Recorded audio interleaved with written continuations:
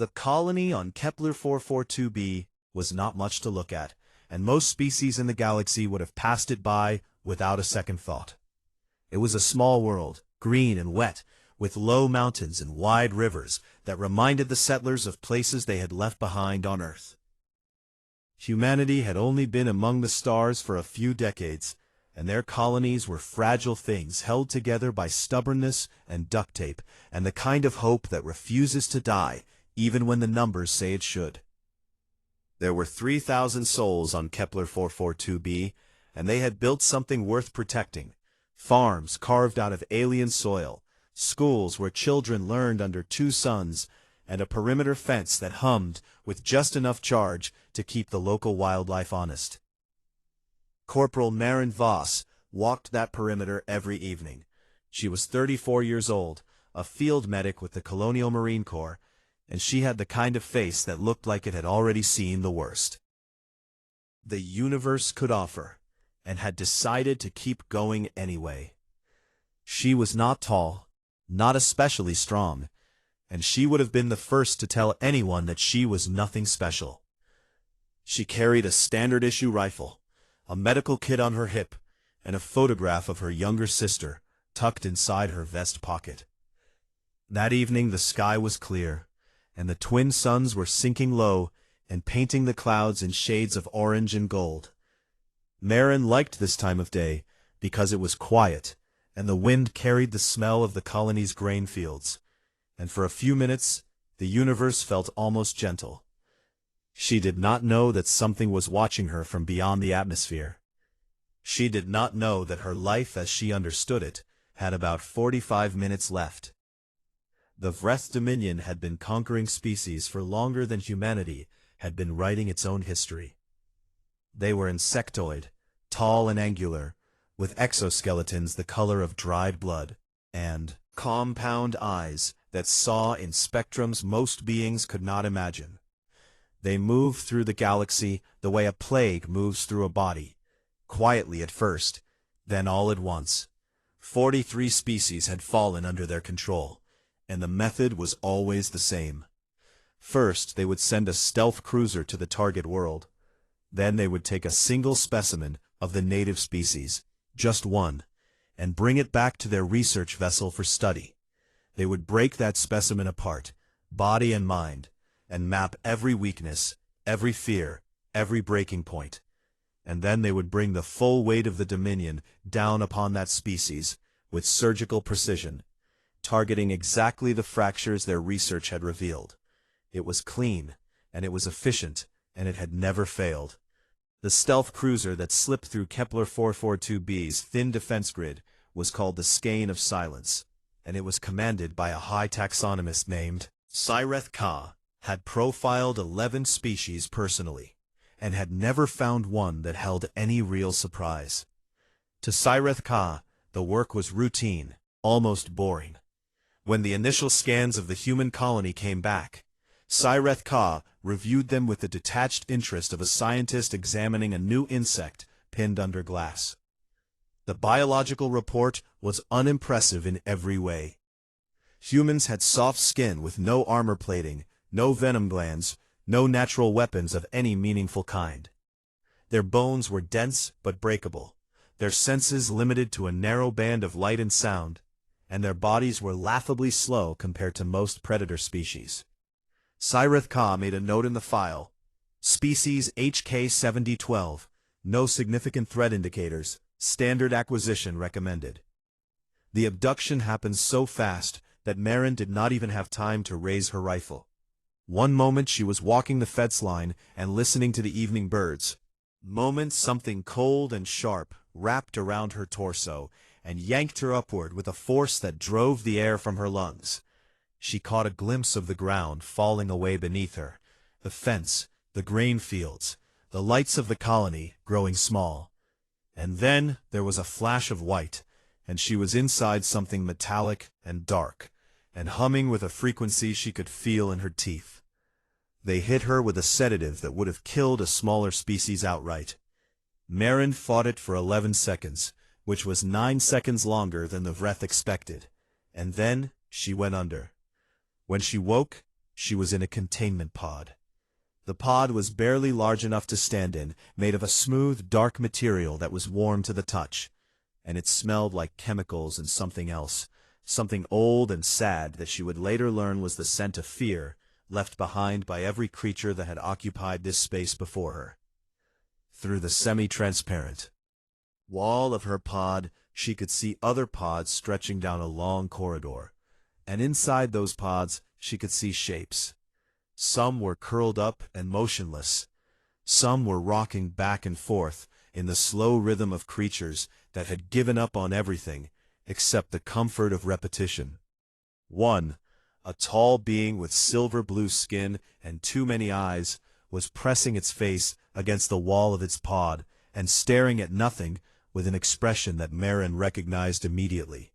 She had seen that look on the faces of survivors in disaster zones, in the eyes of people who had lost everything and did not yet understand that they were still alive. It was the look of someone whose hope had been taken so completely that they had forgotten what hope felt like. Marin pressed her hand against the wall of her pod and took a slow breath. Her heart was hammering and her hands were shaking, and there was a cold knot of fear sitting in her stomach like a stone. Afraid. She was very afraid. But fear was something Marin Voss had known her entire life, and she had learned a long time ago that fear was not the same thing as surrender. She looked at the corridor, and she began to count the guards. There were 4 on this level, moving in pairs, switching positions every 12 minutes. The light panels above flickered on a cycle that suggested a ship-wide power rotation. The ventilation grate in the upper corner of her pod was secured with 3 bolts, and 2 of them were corroded. Marin filed every detail away in the quiet, organized part of her mind that had kept her alive through boot camp and field surgery and the evacuation of the Titan station fire. Then she sat down on the cold floor of her pod, closed her eyes, and waited. Somewhere on the upper decks, Sirith Ka opened the biological profile of the newly acquired specimen and skimmed it without much interest. Sirith Ka murmured to a junior researcher standing nearby. Limited sensory range. No natural venom. No armor. No claws. Sirith Ka closed the file and made a dismissive gesture with one long, chitinous arm. This will not take long. Below, in the dark of the containment level, Marin opened her eyes. She did not speak. She did not cry. She looked at the 2 corroded bolts on the ventilation grate above her, and something quiet and dangerous settled into her expression. Something the Vreth had no classification for, because they had never seen it before. It was the look of a human who had decided that she was not going to die here, and that the ones who had taken her were going to learn exactly what that meant. 6 days had passed since they had taken her, and Marin Voss was still alive. This was not supposed to be remarkable, but aboard the skein of silence it was becoming a topic of quiet conversation among the research staff. The Vreth Dominance Profiling Protocol was a system that had been refined over centuries of conquest, tested on hundreds of species, and designed with the cold precision of predators who had turned the breaking of minds into a science. It always worked. It worked on the Olari, a species of tall and gentle philosophers whose minds shattered like glass under the weight of prolonged isolation. It worked on the Cathani, massive armored beings who could shrug off plasma fire, but collapsed into trembling submission after 3 cycles of sensory deprivation. It worked on the Drenni, a proud warrior race whose legendary courage dissolved into silence after the Vreth found the exact frequency of sound that triggered a panic response buried deep in their ancient brain. Every species had a breaking point, and the Vreth always found it. They started with Marin on day 2. The first cycle was pain. They strapped her to a table made of something that looked like black glass, and they ran currents through her nervous system at carefully measured intervals, increasing the intensity each time, and monitoring her biological responses on screens that glowed with data. Marin screamed. She screamed until her voice cracked, and her body arched against the restraints, and sweat ran down her face like rain. The Vreth technicians recorded everything with the calm efficiency of workers performing routine maintenance.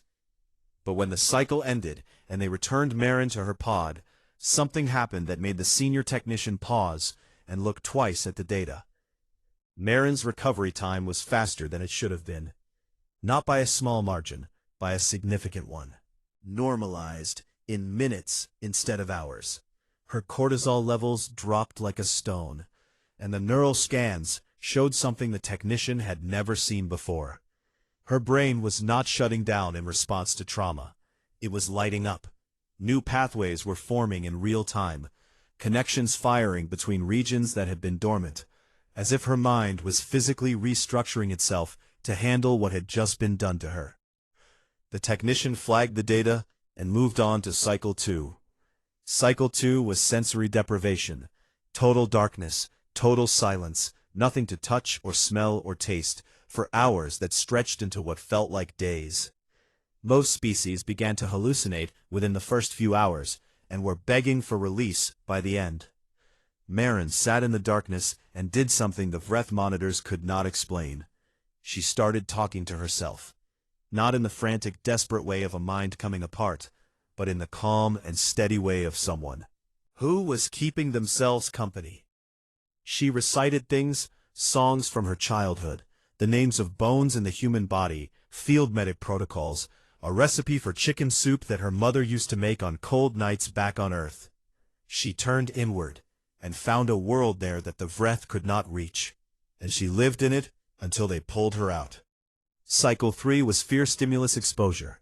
Simulated predators projected into her pod, the sound of rushing water filling the space until it pressed against her chest, temperatures that swung from burning heat to freezing cold in seconds. Marin was afraid. She was afraid every single time, and the monitors confirmed it. Her fear responses were real and powerful, and ran through her body like electricity. But here was the thing that began to unsettle the Vreth research team. Her fear did not escalate. In every other species they had tested, repeated fear stimuli caused the response to grow stronger each time until the subject's system overloaded and collapsed. In Marin, the opposite was happening. Each cycle, her fear response came faster, but ended sooner. Her body was learning. It was treating each new horror not as a reason to break, but as information to be processed and filed away and used. Her adrenaline, instead of burning through her reserves and leaving her hollow, was sharpening her like a blade on a stone. By day 4, the technicians had stopped treating her as routine. By day 5, they were running her data through models that had never been wrong, and getting results that did not make sense. By day 6, 3 members of the research staff had formally requested reassignment to other projects. Between the cycles, when they left her alone in her pod to recover, Marin began her real work. The being in the pod next to hers was an Ulurai, tall, thin, with skin the color of a winter sky, and 4 arms that folded against its body like wings. Its name was Tessith, and it had been aboard the Skein of Silence for 2 years. Tessith had not spoken to another living being in all that time, because the Vreth did not allow it, and because Tessith had forgotten that speaking was something worth doing. Marin pressed her face close to the wall between their pods, and whispered until Tessith looked at her. "My name is Marin," she said. "What is yours?" It took Tessith a long time to answer, and when the words came they were thin and broken like something that had not been used in too long. But they came. On the other side of Marin's pod, 3 cells down, was a Drenni warrior. The Drenni were broad and powerful, built like something carved from stone, with thick gray skin and deep-set eyes that glowed faintly amber in the dark. This one had been aboard the ship for 4 years, and in all that time it had not made a single sound. The Vreth had broken its voice, physically, but in the deeper way that silence becomes a choice when everything you might say has been beaten out of you. Marin did not try to make the Drenny speak. Instead, she pressed her hand flat against the wall of her pod, so the Drenny could see it, and she held it there, steady and open, until the Drenny slowly raised one massive hand and placed it against the wall on the other side. They stood like that for a long time, two beings separated by a wall and a galaxy of difference, connected by nothing more than the simple human act of reaching out. In the quiet hours, Marin worked. She memorized the guard rotation, 4 guards, 2 pairs, 12-minute shifts, a gap of 90 seconds during the changeover, when the corridor was unwatched. She studied the ventilation grate above her pod, and confirmed that 2 of the 3 bolts were corroded enough to break with sustained pressure. She watched the medical technicians who came to draw samples from the captives, and she noted which chemicals they carried and where they stored them. She taught Tessith to count the guards. She taught the Drenny 3 words in English, pressing her lips to the wall and repeating them slowly until she saw understanding dawn in those amber eyes. The 3 words were "Follow my lead." She had no weapons, no tools, no allies outside this ship, and no guarantee that any of this would matter. But she had something the Vreth had never accounted for in any of their models. She had the stubborn, irrational, fundamentally human refusal to accept that her situation was hopeless. On the morning of Day 6, Sireth Ka sat alone in the upper research chamber and reviewed the latest data from the human specimen. The numbers told a story that Sireth Ka did not want to believe. Every cycle of the protocol was supposed to bring the subject closer to the breaking point. In the human, every cycle was pushing the human brain. Breaking point further away. Sireth Ka stared at the screen for a very long time. Then, for the first time in a career that had spanned the conquest of 11 species, Sireth Ka opened the specimen file and changed the classification. The new classification read, "Anomalous. Recommend caution." Sireth Ka saved the file and sat in the silence of the research chamber and felt something unfamiliar crawling along the edges of that brilliant, ancient mind. It took a moment to recognize it, because it had been so long since Sireth Ka had felt anything like it. It was doubt. And below, in the dark of the containment level, Marin Voss finished her count of the guards, checked the corroded bolts one more time, and smiled. It was not a kind smile. It was the smile of a woman who had a plan. On the 14th day, Sireth Ka stopped sleeping. This was unusual for a Vreth high taxonomist, because the Vreth valued efficiency in all things, and rest was efficient. And Sireth Ka had never before encountered a reason to abandon it. But the data from the human specimen had burrowed into Sireth Ka's mind like a parasite, and it would not let go. It started with the biological scans. Sireth Ka had reviewed the scans from the profiling cycles dozens of times, and had confirmed what the technicians had flagged. The human's brain was not degrading under stress. It was reorganizing, building new connections the way a river builds new channels when a dam is placed in its path. This was interesting, but not by itself alarming. What alarmed Sireth Ka was what came next. The skein of silence carried archives, vast libraries of data stolen from every species the Vreth had conquered, including communications, histories, cultural records, and biological databases. When the stealth cruiser had taken Marin, it had also pulled a copy of the Kepler 442b colony's central data core, which contained, among other things, a compressed version of something the humans called the Internet, a chaotic, sprawling, contradictory record of their entire civilization. Sireth Ka began reading. At first it was a matter of professional interest, a taxonomist studying a new subject, nothing more. By the 3rd hour, Sireth Ka had stopped taking notes. By the 6th hour, the junior researchers who passed the chamber door noticed that the lights inside had been dimmed, and that their superior had not moved from the display screen.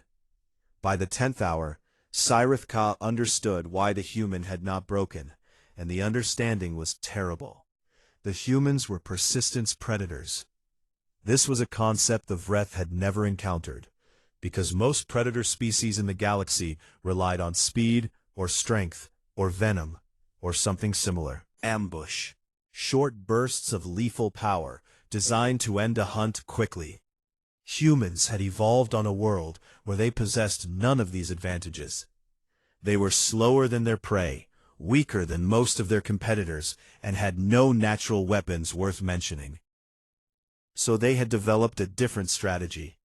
They chased their prey, not in a sprint, not in a burst of speed, but in a slow and relentless pursuit that could last hours or even days. They would follow an animal across open grassland under a burning sun, and when the animal sprinted away, they did not try to match its speed. They simply kept walking, kept jogging, kept coming hour after hour, until the animal's body overheated and its legs failed and it collapsed in the dirt. And then the humans would walk up to it and kill it. They were not built to win fights. They were built to outlast them. And this was not just a physical trait. It was woven into every layer of their civilization. Sirith-Ka read about their wars.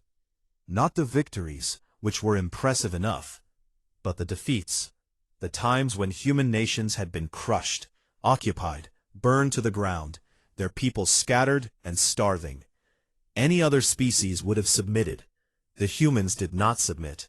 They fought back from ruins, from starvation, from the very edge of extinction, with weapons made from farming tools and fury, and the absolute refusal to accept that they had lost. Sirith-Ka read about a city called Stalingrad, where humans had fought room by room through frozen rubble for months until the invaders broke. Sirith-Ka read about an island called Britain, where a small nation stood alone against an empire, and held the line through sheer bloody-minded defiance until help arrived. Sirith-Ka read about a people who had survived a genocide that killed millions of their kind, and who had built a nation from the ashes, and sworn that it would never happen again. The pattern was always the same. Push the humans, and they push back. Hurt them, and they get angry. Conquer them, and they do not accept it. Not in a year, not in a generation, not ever. They pass their fury down to their children like an inheritance, and their children sharpen it and wait. But the worst discovery, the one that made Sirith-Ka's compound eyes go dark with something very close to horror, was what humans did with shared suffering. Most species, when subjected to collective trauma, fragmented. Their social bonds dissolved, their trust in each other crumbled, and they turned inward, each individual retreating into isolation. Humans did the opposite. Shared suffering made them closer. It created bonds between them that were stronger than family, stronger than loyalty, stronger than anything the Vreth had ever catalogued. They had a word for it, a word that did not translate cleanly into the Vreth language, but that meant something like the unbreakable connection forged in the fire of common pain. The humans called it brotherhood. Sirith-Ka sat back and stared at the dark ceiling of the research chamber, and understood at last what the Vreth had done. The dominance profiling protocol was designed to apply maximum pressure to a specimen in order to find the cracks. But humans did not crack under pressure, they hardened. Every cycle of pain, every session of deprivation, every fear stimulus, all of it was doing exactly the thing the protocol was designed to prevent. It was making the human stronger. It was making her more dangerous. It was, in the precise and clinical language of Vreth science, forging a weapon out of raw material that should have been destroyed. Sirith-Ka had spent a career breaking species, and now understood that this species was one that became more lethal the harder you tried to break it. Not captured a specimen. They had captured a seed, and they were watering it with exactly the kind of suffering that made it grow. Far below, in the containment level, Marin Voss was growing. She had turned her cell block into something the Vreth had no concept for, a unit. Tessith the Olari, who had not spoken in 2 years, was now counting guards and tracking supply deliveries with the quiet precision of a scholar who had found a reason to think again. The Drenni warrior, whose name Marin had learned through gestures and patience was something that sounded like Gren, had begun exercising in his pod, slowly at first, rebuilding muscles that had wasted from years of captivity. 3 pods down, a small creature from a species Marin did not recognize had started tapping on its wall in a rhythm that Marin had taught it. 2 quick taps meant guards approaching. 3 slow taps meant the corridor was clear. Marin had mapped the ventilation system. By listening to the airflow and feeling the direction of the drafts through the corroded grate above her. She had identified a junction point 3 levels up where the main ducts converged, near what she was almost certain was a fuel line, based on the faint chemical smell that came through when the ship's system cycled. She had watched the medical technicians carefully enough to know that the 3rd cabinet on the left, in the sample room, contained a compound that reacted violently when exposed to open air. She had seen a technician handle it once with the kind of exaggerated caution that told her everything she needed to know. She had a route planned, a timeline estimated, and a purpose burning in her chest like a coal that the Vreth could not reach no matter how deep they cut. On the evening of the 14th day, Sirith Ka composed a transmission.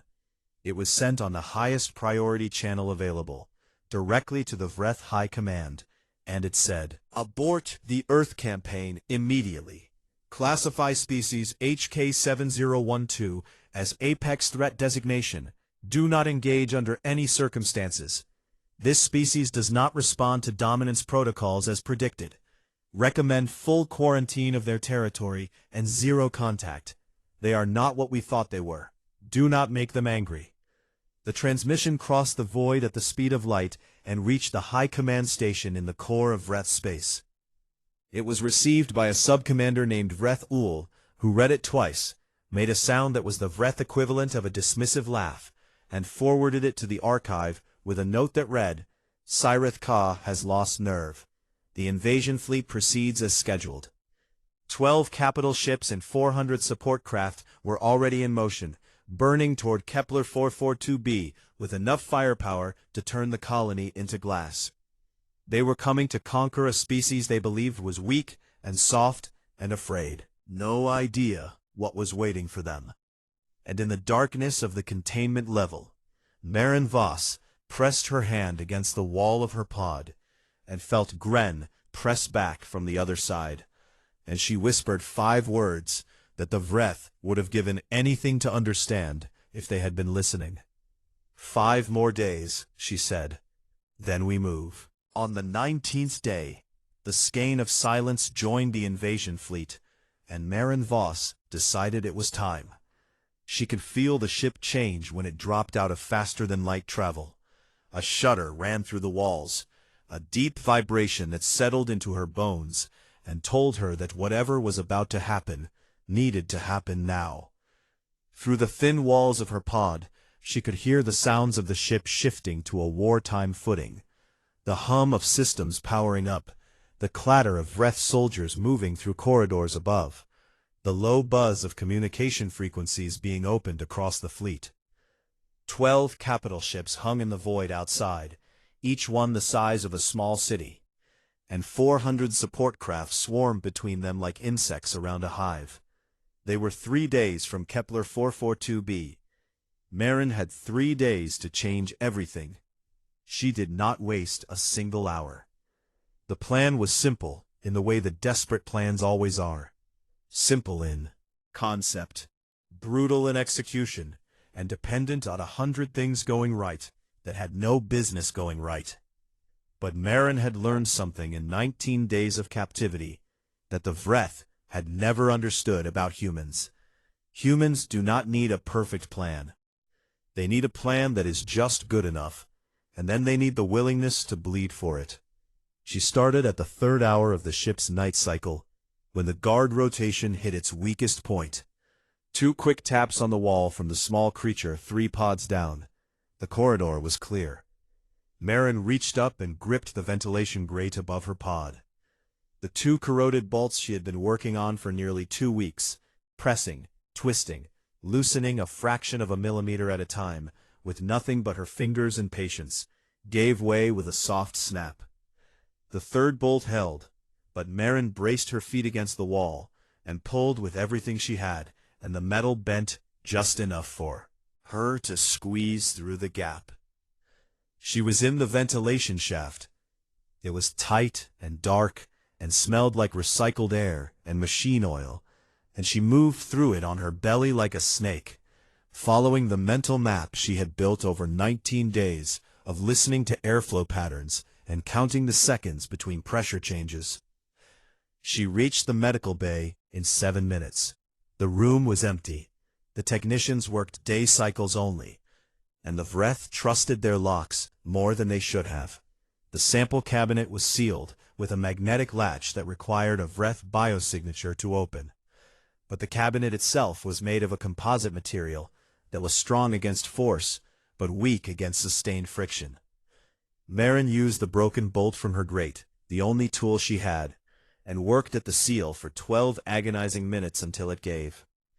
Inside the third cabinet on the left, she found what she was looking for: 4 sealed vials of a compound, Vreth used for biological sample preservation.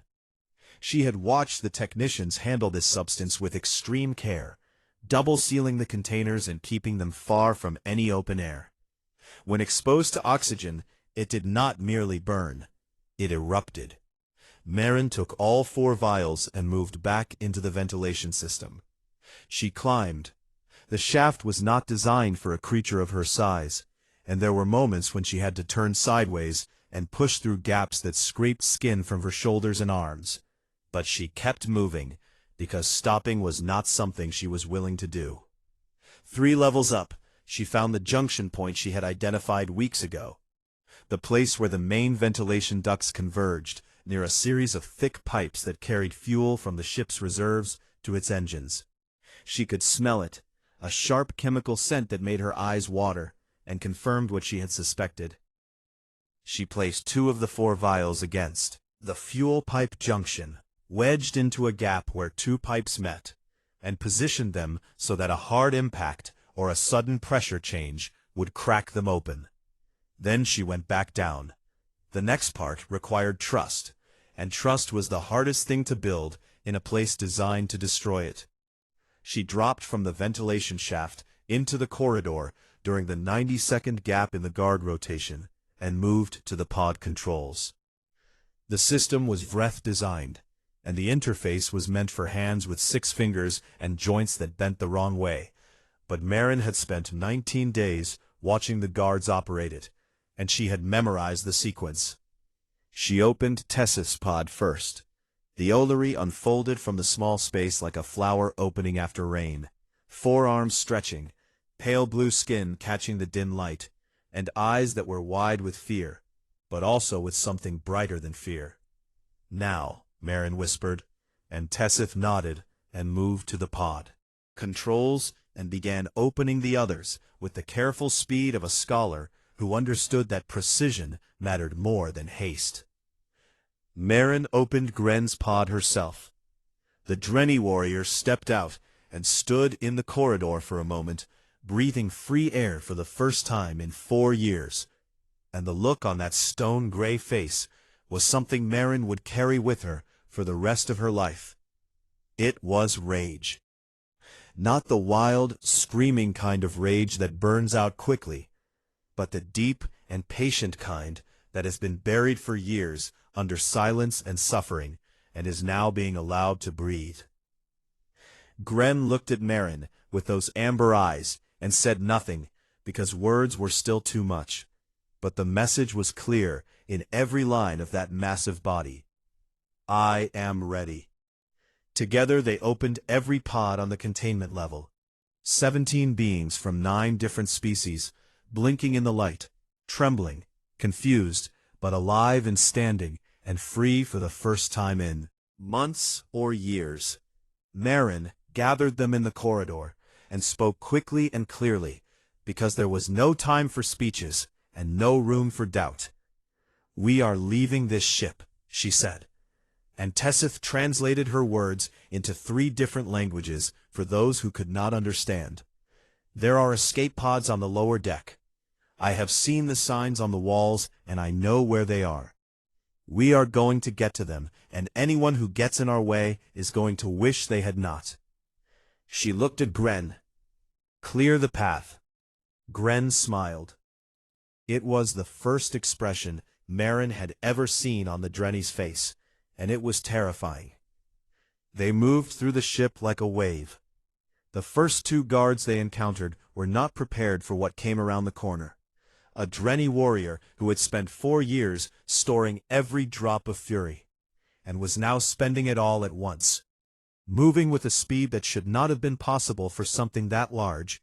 Weapon from the first guard, before that guard even understood what was happening. The alarm sounded 30 seconds later, but by then, they were already through the first security checkpoint, and Marin was leading them down a corridor she had mapped in her mind by counting footsteps and listening to echoes. Behind them, chaos spread through the ship like fire. The Vreth were efficient warriors, but they were accustomed to fighting species that had already been broken, species that ran, that hid, that begged. They were not accustomed to fighting a Drenny warrior with a stolen weapon and 4 years of silence to scream through, or an Ulari philosopher who had discovered that their forearms were very good at operating door controls and locking them shut behind the group.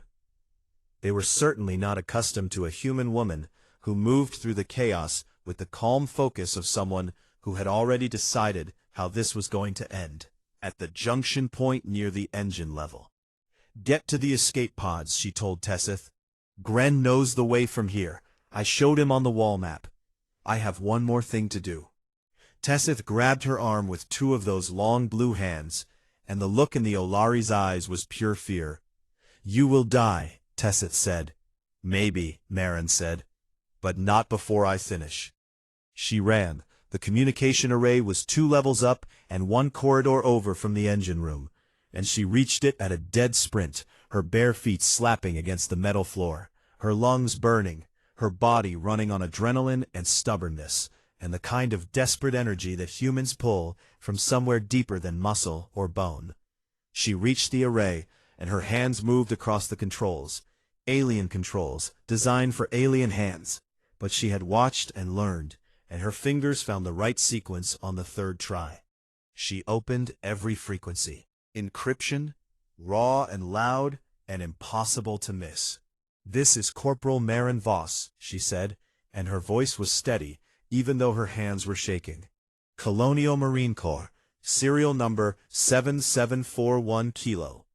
I am aboard a Vreth research vessel at the following coordinates. An invasion fleet of 12 capital ships is en route to Kepler 442b. They think we are weak. Show them what we are."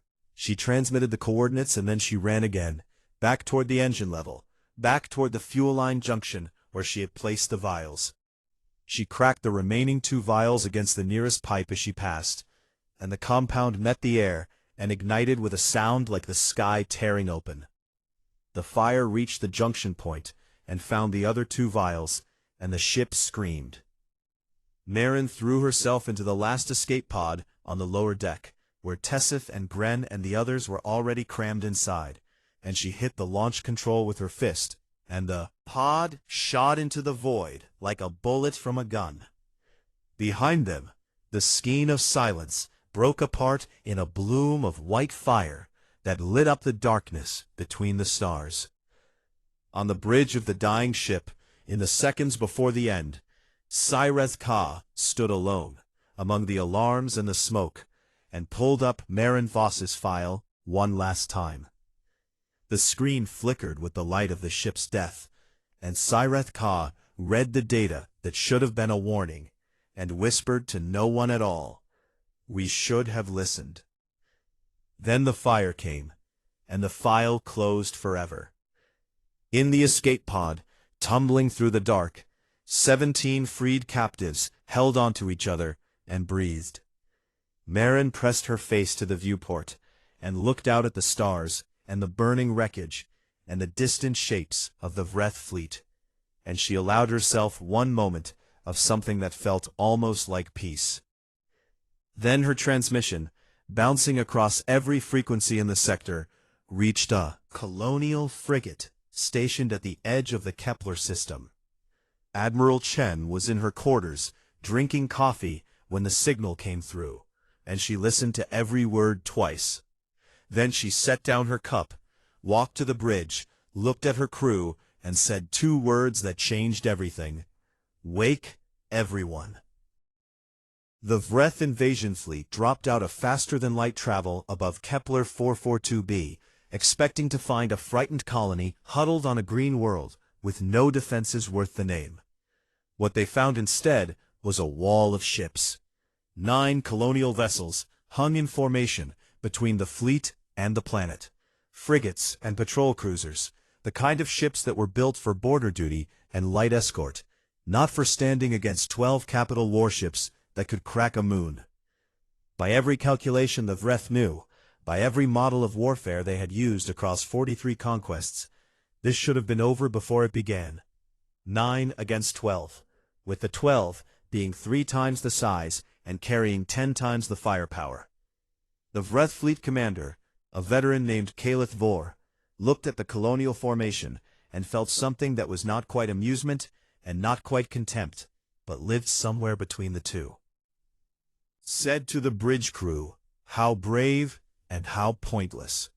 Calith Vor ordered the fleet to advance, and that was when the first FTL signature appeared on the edge of the system. Then another. Then 6 more. Then 20. They came from every direction, not in formation, not in neat military order, but in the ragged and desperate way of people who had dropped everything and run toward the sound of trouble. A cargo hauler from the Proxima relay station, its hull still streaked with mining dust, arrived carrying a crew of 47 who had welded industrial cutting lasers to its forward hull and painted the words, "Come and take it," across the bow in white paint. A research vessel from the Cygnus Observatory, designed for deep space scanning, showed up with its sensor arrays reconfigured to jam Vreth communications and its cargo bay loaded with mining charges that its crew of scientists had spent the last 2 days turning into improvised weapons. Torpedoes. A passenger transport that had been carrying settlers to a new colony heard the signal and turned around, and its passengers, farmers, teachers, engineers, children's doctors, had spent the journey back, stripping the ship's interior for anything that could be used as armor or ammunition. A decommissioned colony hauler, the kind of ship that was supposed to be scrapped years ago, lumbered into the system, running on backup power, with hull plating welded to its sides, and one word painted on its bow in letters 3 stories tall: enough. They were not warships. They were freighters and science vessels and transports, and one ship that was technically a floating hospital. Their crews were not soldiers. They were miners and researchers and colonists, and one retired admiral who had come out of retirement the moment she heard Marin's voice on the open channel. But they were human, and a human had called for help, and across every colony and station and outpost in the Orion Spur, the response had been the same: an immediate, unthinking, bone-deep refusal to let their own stand alone. Calith Vor watched the new signatures multiply on the tactical display, and felt the first cold whisper of something unfamiliar, crawling up the length of that armored spine. "How many ships do they have?" Calith Vor asked. "The number is still climbing, Commander." "That is not an answer. It is the only answer we have. They are still coming." The battle began at 0347 Colonial Standard Time, and it was unlike anything the Vreth had ever experienced. Human ships did not fight the way other species fought. Other species formed lines, maintained distance, traded fire in measured exchanges designed to minimize losses and maximize tactical advantage. Humans did not do this. Humans closed the distance. They flew straight at the Vreth capital ships, with engines at full burn, absorbing fire. That would have sent any sane species running. And they kept coming. The cargo hauler with the cutting lasers made a run at the nearest Vreth cruiser and carved a line across its hull that opened 3 decks to vacuum before a return volley tore the hauler apart. But the hauler's crew had already launched their escape pods, and as the pods tumbled away, the hauler's reactor went critical and the explosion took out the cruiser's shield generator. It was not a malfunction. The crew had set it up that way before they abandoned ship. They had known what they were doing, and they had done it anyway. The research vessel from Cygnus jammed the Vreth fleet's internal communications so thoroughly that for 11 critical minutes, the capital ships could not coordinate with each other. And in those 11 minutes, the colonial frigates punched through the formation and began hitting the Vreth ships at close range, where their superior firepower could not be brought to bear. Marin Voss was in the middle of it. A colonial frigate had picked up her escape pod within hours of the skein of Silence's destruction, and the ship's medical team had patched her up with the grim efficiency of people who knew there was no time for rest. She was bruised and burned and had 3 cracked ribs and a gash across her left arm that probably needed stitches, but was holding together with field adhesive and willpower. She was also the only human alive who had been inside a Vreth warship, and that made her the most valuable person in the fleet. They put her on the command channel, and she talked. She told them about the shield harmonics she had observed, how the Vreth shields cycled at a specific frequency, and how there was a gap of 0.4 seconds between cycles, where a well-timed shot could pass through. She told them about the blind spots, a structural weakness in the ventral hull near the engine housing where the armor was thinner, because the Vreth had prioritized forward protection, never expecting an enemy to get beneath them. She told them where the bridge decks were located on each class of ship, because she had spent 19 days studying every detail of Vreth design, and she remembered all of it. One by one, the advantages shifted. The Vreth were stronger, better armed, better armored, and better trained. But humans were doing something the Vreth had no answer for. They were adapting in real time, sharing information across the fleet, changing tactics from minute to minute, turning every mistake into a lesson and every lesson into a weapon. A Vreth cruiser destroyed a colonial patrol boat, and the debris from that patrol boat was used as cover by 3 other ships that swept in behind it and hit the cruiser from an angle it could not defend. A Vreth fighter wing scattered a group of civilian transports, and those transports regrouped within minutes and came back in formation they had invented on the spot, using their bulk to shield the smaller frigates behind them. Every time the Vreth knocked a human ship down, 2 more appeared from the edges of the system, answering the call that was still echoing across every frequency. Marin's voice, steady and fierce, saying, "They think we are weak. Show them what we are." Calith Vor lost the first capital ship at hour 2. The second fell at hour 3, rammed by the decommissioned colony hauler whose crew had evacuated at the last moment, and whose hull, with the word "enough" still visible through the fire, struck the Vreth ship's engine core and turned both vessels into a star that burned for 30 seconds and then went dark. By hour 5, 4 Vreth capital ships were destroyed, 3 were crippled, and the remaining 5 were pulling back in a formation that was no longer offensive but defensive, a posture the Vreth had not adopted in living memory. Calith Vor stood on the bridge of the flagship, the throne of mandibles, and watched the tactical display with eyes that had seen 43 species kneel. None of them had fought like this. None of them had come back after being hit. None of them had flown civilian ships into the teeth of a war fleet and refused to stop. Calith Vor gave the order to retreat. The throne of mandibles turned and began to accelerate toward the system's edge, and the remaining Vreth ships followed, and for a moment it seemed like the humans might pursue. But Admiral Chen, standing on the bridge of her battered frigate, with blood on her uniform and smoke in the air, held up a hand and said, "Let them go."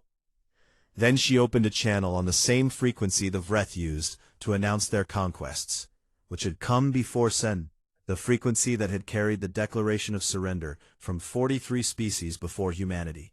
"This is Admiral Chen of the United Colonial Fleet," she said, and her voice was calm and clear and carried the weight of every human who had fought and bled and refused to break. "You took one of ours. She took your whole ship. Imagine what happens if you come back. We will be here. We are always here. We do not forget." The Vreth fleet vanished into faster-than-light travel and did not return. In the days that followed, the galactic community took notice. The intelligence services of 30 different species pulled the records of the battle above Kepler 442b and analyzed them, and one by one they reached the same conclusion. Humanity's official classification in the Galactic Species Index was quietly changed. The old entry had read, Species HK7012, Minor Spacefaring Civilization, Orion Spur, No Significant Threat Indicators. The new entry read, Species HK7012, Death World Origin, Persistence Apex Predator, Do Not Subjugate, Do Not Provoke. Below the official text, someone added a note, handwritten in a script that did not belong to any single species, as if it had been passed from hand to claw to tentacle before finding its final form. The note read, They do not fight because they are unafraid. They fight because they are afraid, and it has never once stopped them. Marin Voss returned to Kepler 442b on a Tuesday. The colony was untouched. The fleet had held, the shields had held, and the farms still stretched green and golden under the twin suns. She walked the perimeter that evening, just as she had on the night they took her, and the sky was clear, and the wind carried the smell of grain, and for a few minutes the universe felt almost gentle again. But she was not the same woman who had walked this fence line 20 days ago, and she knew it, and that was all right. She visited the 17 beings she had freed from the skein of silence, all of whom had been granted asylum in the colony, and were learning to live without walls and without fear. Taken a position in the colony school, teaching alien languages to children who stared up at that tall blue figure with wide eyes and endless questions. And Gren the Drenny warrior was waiting for her outside the colony's main hall. He had learned more English in the days since their escape, 12 words total now, and he was proud of every one. When Marin walked up to him, he looked down at her with those deep amber eyes and said the first word she had ever taught him, the word he had pressed through the wall of a prison pod with nothing but the flat of his hand, and the desperate need to believe that kindness still existed somewhere in the universe. "Friend," Gren said. Marin smiled. Not the dangerous smile she had worn aboard the Vreth ship, but the real one, the one she saved for moments that mattered. And she reached up and placed her hand against his chest, the way she had placed it against the wall between them. Back, far away, in the crumbling archives of the Vreth Dominion, an empire that would never recover from what had happened above Kepler 442b. That would spend the next century watching its conquered species rise up one by one, inspired by the story of a single human who refused to be broken. A dead terminal sat in a dark room on a station that no one visited anymore. On that terminal, a file remained open. It was the file of specimen HK701201, the first human the Vreth had ever taken. The last entry had been logged by a taxonomist named Sireth Ka, who had not survived the war, and who had understood too late what the rest of the Dominion refused to believe. The entry read simply, "The first human we took was also the last one we ever gazed upon. Not because they destroyed our eyes, because after her we could not bear to look." The terminal glowed faintly in the dark, and no one came to close the file, and the words sat there in the silence, like a warning written on a grave. Somewhere across the stars, Marin Voss walked a perimeter fence on a green world under two suns, and she was alive, and she was free, and the universe had learned something it would not soon forget. Do not take what is not yours, especially if it is human.